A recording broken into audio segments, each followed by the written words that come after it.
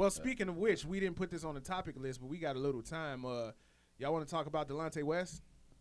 What happened? Speaking of the fall from grace. No, it's not Delonte West. It's I don't know about that. Okay, so all right, we Delonte West has been out here bad for a while. Oh yeah, okay. We've seen videos of him throughout the years. Seemingly homeless, seemingly in a bad way. Out Delonte West, he played with LeBron his first year, right? I don't know if it was his rookie year. The first time he was in Cleveland. Yeah. Delonte West played in the NBA for 9 years. He was a great player. Like Delonte West could play the game of basketball. Yeah. But in his latest video, man, we see him getting beat in the street, like feet getting put on him. Dudes stomped him out, beat him bad, and then it cuts to him, Delonte West, being arrested and just spewing nonsense out of his mouth. Man, he just looked like he's really, really hit rock bottom, like in a terrible way. And Breeze, I know you were talking about how all the NBA players want to look as if they're reaching out now. Yeah. I think it's more of a situation where this is one of them people, and we all got relatives like this or friends like this that's crazy as fuck and don't want no help, and is gonna refuse that help. Yeah, cause that's what crackheads do, bro. Yeah, I don't even think it's necessarily drugs. It's just. But that's what mentally unstable people do. That's what people with mental illness do. Yeah. It's another guy I want to talk about after this. Okay. Because it's our community. Okay. It's our community that's doing this. Mm-hmm. That there's no hush. There's no boule out there to hush motherfuckers up. Yeah. You know what I'm saying? Like, you heard Orlando Brown had his meat in Nick Cannon's mouth. I've heard the rants of Orlando Brown. And it's like, where are our people to care for Orlando Brown, to care for Delonte West? Where are we? Why aren't we?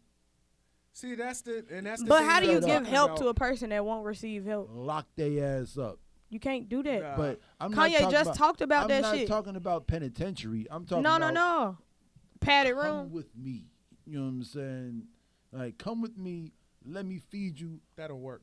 Purified water. That's not gonna work. Let me tell you a story. A motherfucker gotta be ready. A motherfucker really has to be ready, no matter what mental state, no matter what drugs, what strongholds, whatever. They have to be ready. Let me. But tell where you. are the crazy white people in the white communities? Let me tell you. Everywhere. We wouldn't know because we look at the black community because we're black. You know what I'm saying? Like, them be the ones shooting up the schools. Where's everybody else's crazy people? Let me tell you a story. Like, why are our black people? Why are our crazy people? Well, not even crazy people. Why are our mentally ill people in the streets, on TMZ, on the news, on Twitter, like everywhere? Let me tell you a story. You can't turn any direction without seeing some black person with a mental illness out there for the whole world to see. So I would say, one, because you have to think of where these people are and the demographic that they're around. So you have a formerly famous black person that ends up in the ghetto where World Star got his popularity from.